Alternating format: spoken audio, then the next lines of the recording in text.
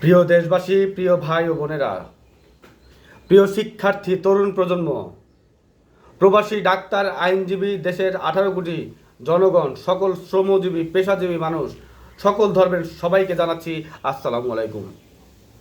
আমি মোহাম্মদ জহিরুল আলম সৌরভ।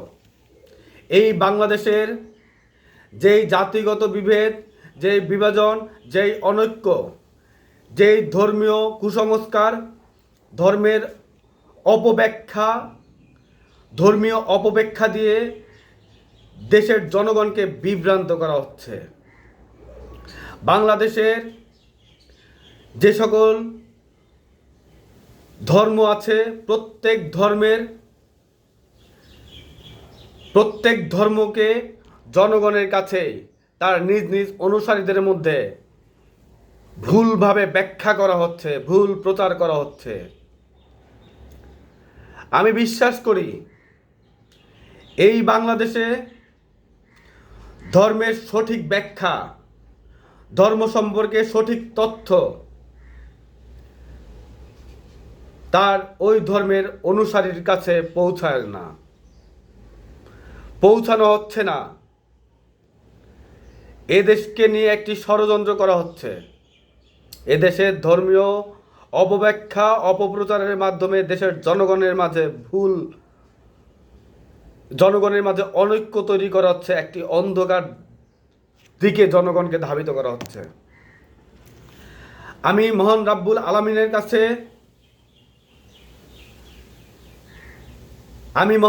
আলামিনের কাছে মহান আল্লাহ তাআলার কাছে আমি প্রার্থনা করি, এই দেশে শান্তি যতদিন পর্যন্ত আমি শান্তি প্রতিষ্ঠিত করতে না পারবো, যতদিন পর্যন্ত এদেশের জনগণের মাঝে অনৈক্য দূর করতে না পারবো, এই দেশের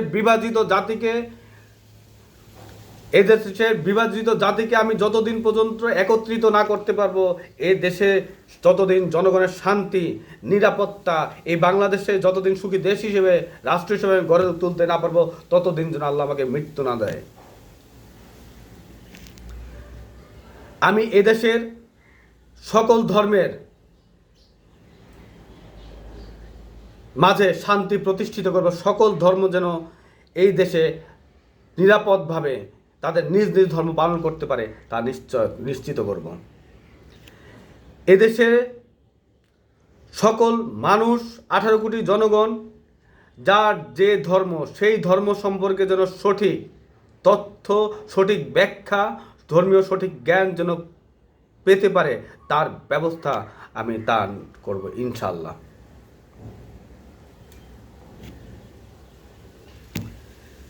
এই দেশের কে নিয়ে যারা ষড়যন্ত্র করছে, তাদের ষড়যন্ত্রের চাল আমি ছিন্ন করব।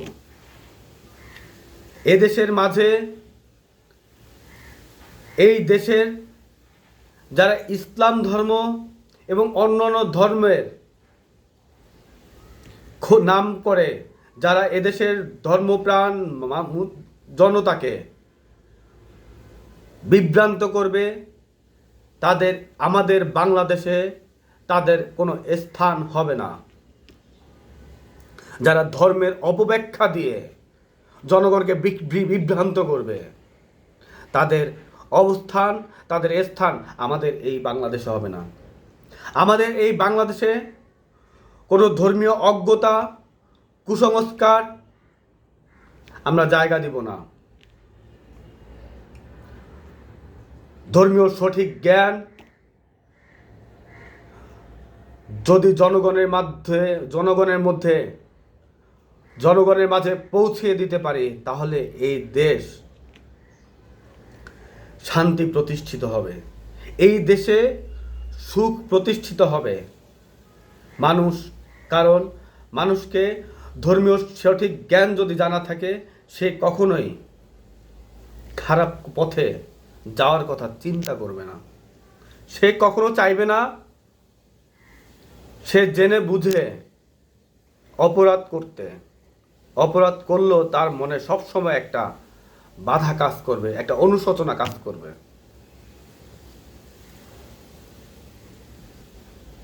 কিন্তু ধর্মীয় অজ্ঞতা, কুসংস্কার যদি তার মনে গেঁথে যায়, তাহলে সে যতই অপরাধ করুক না কেন, যত বড়ই অপরাধ করুক না কেন সে কখনো অনুশোচনা করবে না, সে কখনো বুঝবে না যে সে এটা অপরাধ করছে। আর তাই আমি এই দেশের জনগণের মাঝে ধর্মীয় সঠিক জ্ঞান পৌঁছে দেওয়ার জন্য আমি কিছু উদ্যোগ গ্রহণ করব। আমি কিছু নীতি প্রণয়ন করব। বাংলাদেশের সকল মসজিদে একই খুতবা পড়ে মুসল্লিদের সামনে পড়া হবে। অন্য অন্য ধর্মীয় প্রার্থনালয়ে ঠিক একই রকম দেশের সকল জায়গায় একই পাঠ করা হবে। এতে দেশের সকল মুসলিম, সকল অন্য ধর্মের যারা আছে তারাও একই সঠিক জিনিসটা তারা বুঝতে পারবে। এখন তো ধর্মীয় উপাসনায় নয়, মসজিদ, মন্দির, গির্জাকে রাজনৈতিক স্থান হিসেবে ব্যবহার করছে। ঘরের মসজিদকে তারা রাজনৈতিক কেন্দ্র হিসেবে ব্যবহার করছে, রাজনৈতিক সভা, সেমিনার হিসেবে তারা ব্যবহার করছে। এটা আল্লাহর মসজিদ এটা কখনোই করা উচিত নয়। আমি তার বিরোধিতা করছি। আল্লাহর ঘর শুধু সৃষ্টিকর্তার উপাসনা করা, আমাদের মুসলিমরা শুধু প্রার্থনা করবে। অন্য অন্য ধর্মের যারা আছে তারা তাদের নিজ নিজ ধর্মীয় জায়গায় তারা প্রার্থনা করবে। সেটা রাজনৈতিক কোনো সেটা বিষয় না।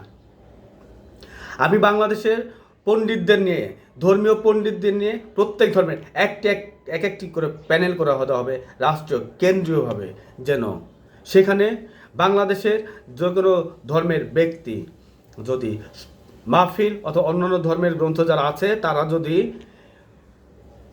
বিবৃতি দেয় অথবা যদি ধর্মীয় কোনো আলোচনাও হয়, সেখানে সে যে বিষয়বস্তু নিয়ে আলোচনা করবে সেই বিষয়বস্তুর আগের একটি অনুলিপি সেই কেন্দ্রীয় কমিটি থেকে পাঠিয়ে সেখানে অনুমোদন নিয়ে আসতে হবে। সেখানে তারা কোনো তথ্য ভুল ত্রুটি থাকলে তা সংযোজন বিয়োজন করে দিবে এবং সেখানে যার জন্য জনগণ যেন ধর্মের সঠিক জ্ঞান আহরণ করতে পারে তা নিশ্চিন্ত করে দেওয়া হবে এবং সে সেটা প্রচার করবে, সেই মাহফিলে এবং ধর্মীয় আলোচনায় তা উপস্থাপন করবে।